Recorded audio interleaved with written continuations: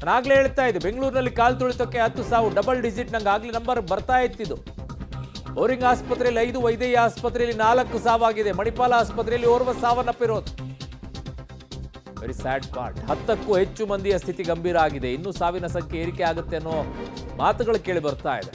ವೈದ್ಯರು ಹೇಳ್ತಾ ಇದ್ದಾರಲ್ಲಿ ಆಸ್ಪತ್ರೆಯಲ್ಲಿ ಪರಿಸ್ಥಿತಿ ಬಹಳ ಗಂಭೀರವಾಗಿದೆ ಅಂತ ಹೇಳಿ. ಸಫೋಕೇಟೆಡ್ ಆಗಿಬಿಟ್ಟಿದ್ದಾರೆ ತುಂಬಾ ಜನ.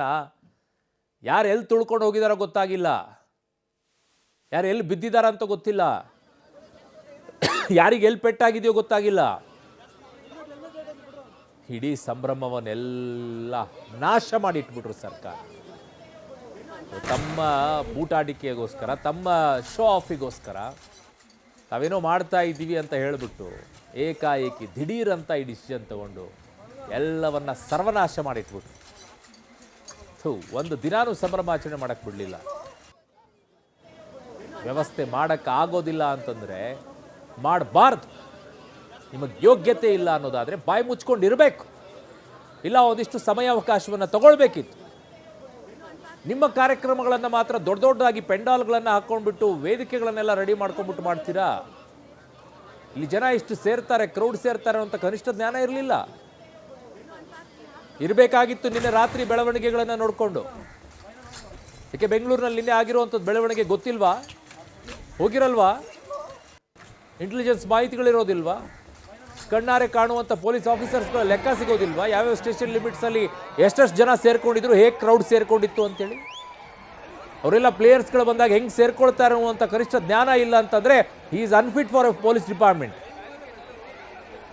ಆ ಇಲಾಖೆಯಲ್ಲಿರೋಕ್ಕೆ ಯೋಗ್ಯತೆ ಇಲ್ಲ, ಅವರು ಆ ಯೂನಿಫಾರ್ಮ್ ಹಾಕ್ಕೊಳ್ಳೋಕ್ಕೆ ಯೋಗ್ಯತೆ ಇಲ್ಲ. ಆಯಿತು, ಅವತ್ತು ನಿನ್ನೆನೂ ಗೊತ್ತಾಗಿಲ್ಲ ಅನ್ನೋದಾದರೂ ಒಪ್ಕೊಳ್ಳೋಣ. ಮಧ್ಯಾಹ್ನದ ನಂತರ ಆದರೂ ಕೂಡ ಕ್ರೌಡ್ ಜಾಸ್ತಿ ಆಗ್ತಾ ಇದೆ, ಕಂಟ್ರೋಲಿಗೆ ಸಿಗಲ್ಲ, ಇದು ಡೈವರ್ಟ್ ಮಾಡಬೇಕು ಅನ್ನುವಂಥ ಯೋಚನೆನೂ ಬರಲಿಲ್ವಾ ಆವಾಗ? ಇನ್ಯಾಕ್ರಿ ಹಾಕ್ಕೊಳ್ತೀರಾ ಯೂನಿಫಾರ್ಮ್ಗಳನ್ನು? ಇನ್ಯಾಕ್ರಿ ಬೇಕು ನಿಮಗೆ? ಕರಿ ಒಂದು ಲಾಠಿ ಕೊಟ್ಬಿಟ್ಟು ಹೊಡೆಯೋದೊಂದೇ ಗೊತ್ತು ನಿಮಗೆ. ಅವ್ರು ಬಂದಾಗ ಓ ಅಂತೇಳಿ ಹೊಡೆಯೋಕ್ಕೆ ಶುರು ಮಾಡಿಬಿಡೋದು, ಅವ್ರು ಓಡಬೇಕು, ಅದೊಂದೇ.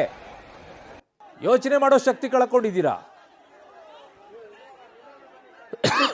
ಕ್ರೌಡ್ ಜಾಸ್ತಿ ಆಗ್ತಾ ಇದೆ, ಆ ಕ್ರೌಡ್ಗಳನ್ನು ನಿಲ್ಲಿಸಕ್ಕೆ ಶುರು ಮಾಡಬೇಕು, ಡೈವರ್ಟ್ ಮಾಡಬೇಕು. ಯಾವ ರಸ್ತೆಯಿಂದ ಬರ್ತಾ ಇದ್ದಾರೆ ಅವ್ರನ್ನ ಬೇರೆ ಕಡೆಗೆ ಡೈವರ್ಟ್ ಮಾಡಬೇಕು ಅನ್ನುವಂಥ ಯೋಚನೆನೂ ಬರಲಿಲ್ವಾ? ಇನ್ನೇನ್ರಿ ನೀವು, ಇನ್ನೇನು ಮಾಡಿದ್ರಿ? ತಲೆ ಮೇಲೆ ಕೈ ಹೊತ್ಕೊಂಡು ಕೂತಿದ್ದಾರೆ ಅಲ್ಲಿ ಫ್ಯಾಮಿಲಿ ಮೆಂಬರ್ಸ್. ತಮ್ಮ ಮಕ್ಕಳನ್ನು ಕಳ್ಕೊಂಡಿದ್ದಾರೆ ತಂದೆ ತಾಯಿಗಳು. ಏನಾಗುತ್ತೆ ಅವ್ರ ಪರಿಸ್ಥಿತಿ? ಯಾರು ಹೇಳೋದಕ್ಕೆ? ಅವ್ರ ಮನೇಲಿರುವಂಥ ಮಕ್ಕಳನ್ನು ತಂದು ಕೊಡ್ತೀರೇನ್ರಿ ಸರ್ಕಾರದವ್ರೆ?